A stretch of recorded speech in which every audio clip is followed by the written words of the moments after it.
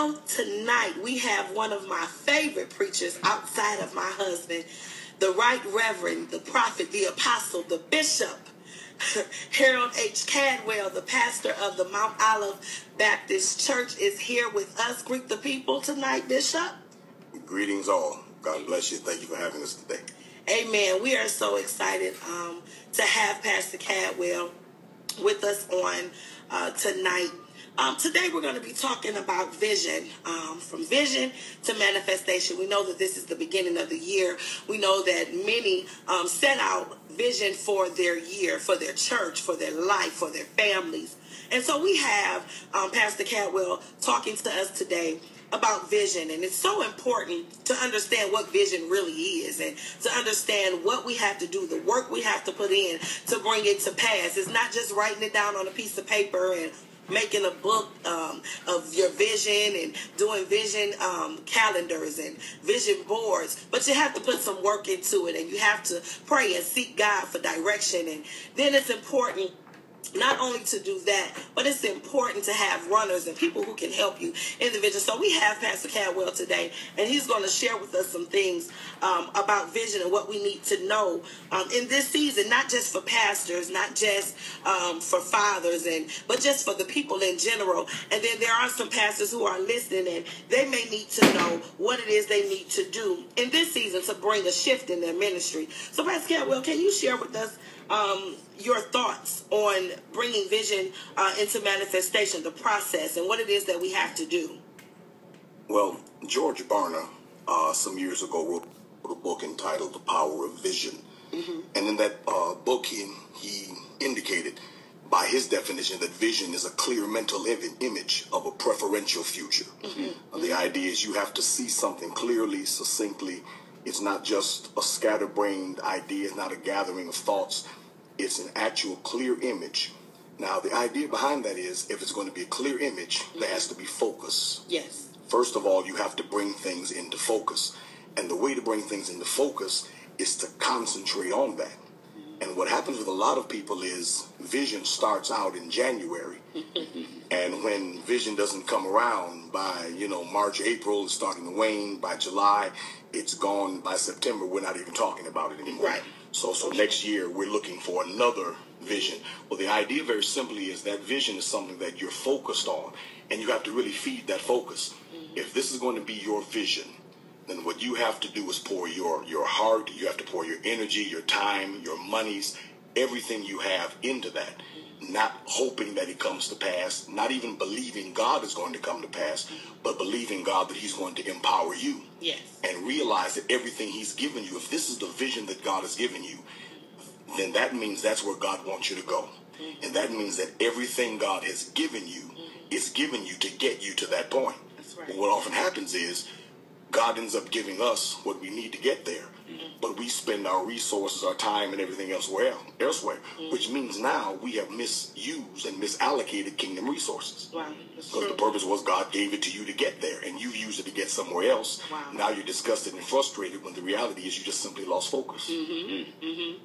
And that's so true, because I've been guilty myself many years. Oh, I'm going to do this year, and I'm going to do that, and then things come up, or I get distracted, or it doesn't work out like I thought it should work out, and so I put it on the shelf. I don't know how many business plans and how many things I've written that's just stacked up with dust on them that I said I was going to do, and I got distracted. Or it just didn't work out like I thought it would. And I know I'm not the only one, that did that. But it's so true. You have to stay focused. And in this season, I said on Facebook the other day how I was sitting back doing some planning. And I sat there and I thought about it. I said, wow, I'm really living in manifestation right now, which means that I was focused enough to get to the place that I'm in right now. And I really, really thank God for that, because it was many things that I just let fall by the wayside. And so being focused and being steadfast, I was able to walk in the season that I'm in, which is manifestation. Pastor Ron, you have anything Well, you talk about focus, Pastor. How does one maintain their focus once they have received a vision from God? The first thing is to understand that you're looking at a vision. which is something in the future. That's the first thing you have to understand. So you cannot expect it or anticipate it happening right away. Manifestation is much like revelation. It comes in phases. Yeah. It comes in pieces. It comes in bits. So what you have to do is, rather than looking for the big picture, looking for the big fulfillment, certainly we all would like to see it on Monday and have it by Friday, and we could shout about it on Sunday. But the reality is, the average vision takes years and years to really come to pass. Because, again, your vision is not a short-term goal. We're talking about your purpose for existing. Yeah. Why did God put me here? Yeah. What am I supposed to get out of this life? And recognize that the vision God gives us is usually going to outlive us. Exactly. The vision we have is for someone else. So we have to actually have a long-term focus, which means we have to really start looking for short-term checkpoints. You know, okay, well, by this time, I should be here. I should have, for instance, I'm going to start a business. Okay, you're going to start a business, and you know what the business is going to be. Okay, great. Now, let me ask you this. Have you applied for your IRS employment number? Right. Okay, if you have not, that should be a goal. Because the idea is you can't wait until it all comes to pass to put the structure on it. Start structuring it, start studying on it. And as you're doing this, what this does is it forces you to focus. Because everything you're doing, all of the information you're getting is all driving you to that point that you need to be focused on. So it's a very deliberate move. It's not so much a mental focus, it's an actual physical focus. If I'm going to lose some weight, I don't have to wait till I'm marathon shape to get started. Now, I can't run a mile. But I can start taking the stairs instead of the elevator. And what that's doing is that's bringing me in, because I'm actually bringing my faculties into submission to my actual will. I'm controlling my drives and my urges. So now I'm making myself focus. I'm making myself see exactly what I need to be seeing. And what will happen is you'll start noticing that, hey, you know, while I'm talking about I need manifestation, you're surrounded by it. It's manifesting as you go along every day. You don't see it all at once, but little by little. And once you get a piece of it, it makes it that much easier to focus the next time. Right. And you know, you said something very, very important, and it's how you have to work it. And you have to prepare yourself even before it comes to pass. I'm reminded, my mom has a friend that she made jewelry. And I mean, she was so excited about this jewelry and what she was going to do. And she called and called and called the Oprah show. I mean, for years. Until one day they said, look, lady, just come on. When you in Chicago, just come to the show and, you know, see us when you get here. Well, she went on and she got there. And when she got there, she said, hey, it's me. You know, I'm not going to say her name on the radio. Bless God. But she said, you know, it's me. And I've been calling. They're like, oh, okay.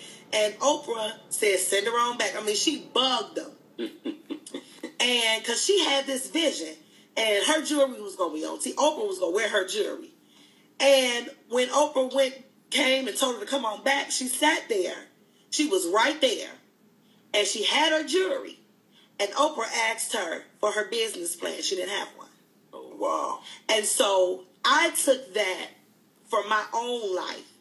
You sit there and we have vision and we expect it to come, but we're not prepared for the manifestation. So you say, God, I know that you called me to pastor. I know that you called me to preach to the nations, but you don't study. You get up there and we don't know what you're talking about. You haven't prepared yourself for the manifestation. Lord, I know that you've called me to be a wife, and I want to be a wife, and I want a husband so bad, and that's the vision for your life, and that's what you really want to do, but there's some things that you need to get together yourself. You're not even prepared. So if the door opened, would you even be prepared to walk in it? Sometimes we see where we want to be, and we see and we hear. You can get a prophecy. I don't care how many prophets prophesy. If you don't put yourself in position to receive the manifestation, it's on you. It's on you to work it. It's on you to prepare yourself. God gives the word. You have to work it. Yes, Pastor. If you look into the passage of scripture that everyone quotes, where there is no vision, the people perish. Yes, sir. Well, if you look into other translations of that, one version says, where there is no vision, people cast off constraint.